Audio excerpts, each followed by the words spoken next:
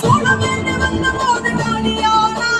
சுத்தி இருக்கும் பக புத்தி இழிக்கப்படா வீரவேணு வண்ண கொண்ட நீதியானா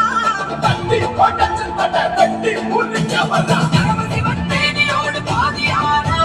கணித வேண்டும் உயிர்களுக்கு தாயுமானா ஸ்ரீமானா ஸ்ரீமானா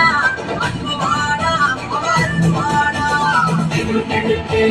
வழிபடுவார் அருள் கொடுத்த அவள் அவள்